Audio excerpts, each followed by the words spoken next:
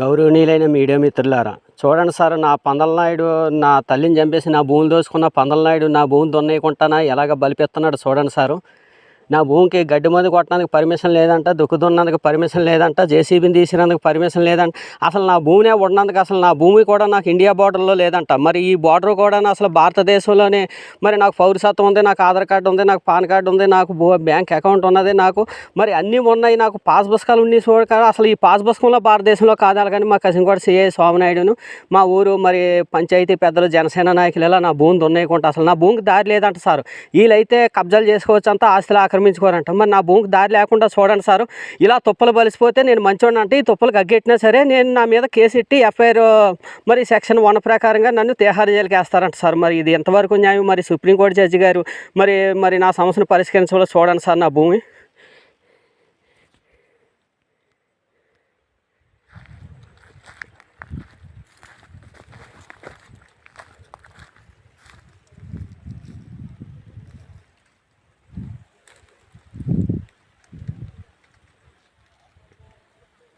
ఈ కాలువ అవతల మా భూమి కాలువ అవతల కాశీపాలెం భూములు పొలాల పక్కనే మరి 20 సెంట్లు ఎంతో ఉన్నది సార్.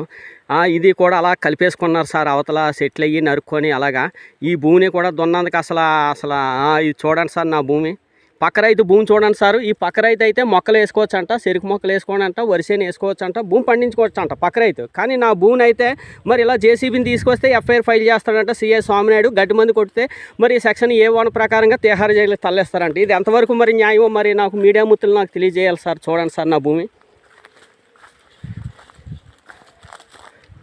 ఇదిగో సార్, నా కొబ్బరి చెట్లు 10 చెట్లు ఉండి సార్ అలా చచ్చిపోయినాయి సార్. కాకపోతే లాస్ట్కి 3 చెట్లు ఉన్నాయి సార్.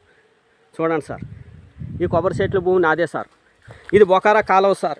ఈ కాలువ యువతల మరి కాశీపాలెం వాళ్ళది సార్. కాశీపాలెం పక్కన మాకు 15 సెంట్లు 20 సెంట్లు ఉన్నా సార్, అది నాకు తెలియదు సార్. ఈ కాలువ అంతా ఇదంతా బొకారా కాలువ సార్. ఇదంతా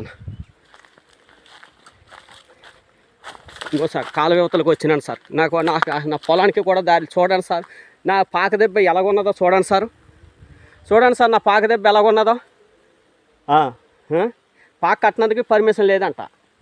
మరి నా పొలం దగ్గర నాకు కరెంటు మీటర్ కూడా ఇచ్చినారు. కానీ కరెంటు మీటర్కి అప్లై చేయనందుకు కూడా నాకు పౌరసత్వం లేదంటున్నారు సార్ మా పోలీసు వారును, మా ఎంఆర్ఓ, మా గ్రామ పెద్దలు, పంచాయతీ పెద్దలు సార్. చూడండి సార్, ఇలా తప్పులు బలిసిపోతే దీనికి అగ్గెట్టకూడదంట సార్. ఇలా తప్పులు బలిసిపోతే దీనికి గడ్డి మంది కొట్టకూడదంట సార్. ఇలా తప్పులు బలిసిపోతే దీనికి జేసీబీ నెట్టి టాటలు తీసి రాకూడదంట సార్. చూడండి సార్, నా భూమి ఎకరన్నర పాస్ పుస్తకం ఇచ్చినారు సార్. కానీ నా భూమి ఎకరా ఉన్నా సార్, అది దోసేసుకున్నారు సార్. ఇది ఏమన్నా న్యాయమా చెప్పండి సార్ పవన్ కళ్యాణ్ సార్. చూడండి సార్ నా భూమి.